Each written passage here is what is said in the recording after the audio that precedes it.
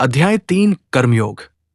नमस्ते दोस्तों, भगवद गीता की इस ज्ञानवर्धक यात्रा में आपका एक बार फिर स्वागत है।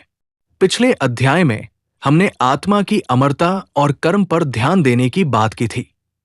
लेकिन क्या आप जानते हैं कि केवल ज्ञान प्राप्त करना ही काफी नहीं है, हमें अपने जीवन में कर्म भी करना होता है।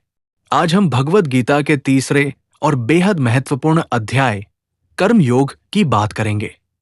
ये अध्याय हमें सिखाता है कि हम अपने जीवन के हर पल में कैसे कर्म करें ताकि हमें शांति, सफलता और मुक्ति मिले।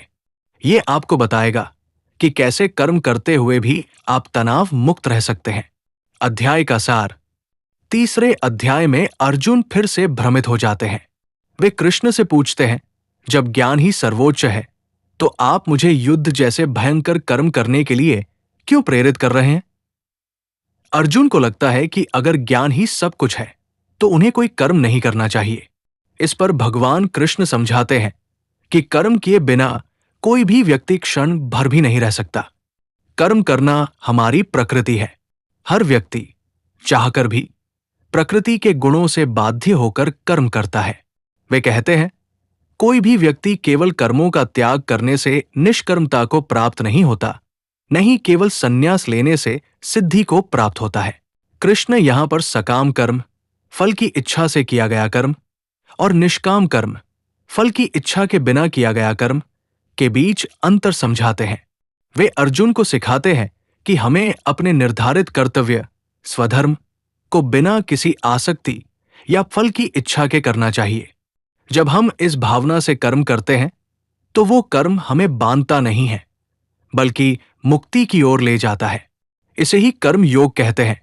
कृष्ण उदाहरण देते हुए कहते हैं कि सूर्य, चंद्रमा और अन्य देवता भी लोक कल्याण के लिए निरंतर कर्म करते हैं, तो मनुष्य को भी ऐसा ही करना चाहिए। व्यावहारिक जीवन में महत्व। तो कर्म योग हमारे आज के जीवन में कैसे उपयोगी है? ये अध्याय हमें सिखाता है कि कर्म से भागना समाधान नहीं। जीवन में हम अक्सर चुनौतियों से बचने की कोशिश करते हैं, लेकिन ये अध्याय बताता है कि कर्म करना अनिवार्य है। महत्वपूर्ण ये है कि हम उसे सही तरीके से करें। तनाव मुक्त कार्य प्रणाली। फल की चिंता किए बिना कर्म करना हमें अत्यधिक तनाव और चिंता से बचाता है। जब हम अपना सर्वश्रेष्ठ देते हैं और परिणाम को स्वीकार करते हैं तो हम अधिक शांत और प्रभावी होते हैं। अपने कर्तव्य को समझना, ये हमें अपने रिश्तों, काम और समाज के प्रति अपने कर्तव्यों को समझने में मदद करता है। अपने स्वधर्म को पहचानना और उसे निभाना व्यक्तिगत और सामाजिक दोनों स्तरों पर संतुलन लाता है। निस्वार्थ सेवा। ये हमें सिखाता है कि हम केवल अपने लिए नहीं, बल्कि दूसरों के कल्याण और बड़े उद्देश्य के लिए भी कर्म करें। ये हमें एक संतुष्टि भरा जीवन जीने में मदद करता है। ये अध्याय हमें सिखाता है कि सक्रिय रहते हुए भी कैसे शांति और मुक्ति पाई जा सकती है। निष्कर्ष और अगला अध्याय। तो दोस्तों, कर्म योग हमें बताता है कि कर्म करना ही जीवन है, लेकिन उसे कैसे किया जाए ये मायने रखता है।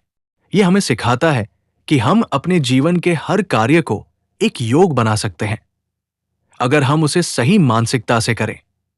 अगले वीडियो में हम गीता के चौथे अध्याय ज्ञान कर्म संन्यास योग की बात करेंगे, जहां कृष्ण कर्म के साथ ज्ञान के महत्व को समझाएंगे।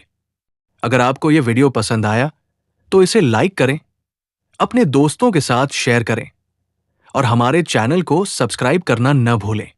मिलते हैं अगले अध्याय में।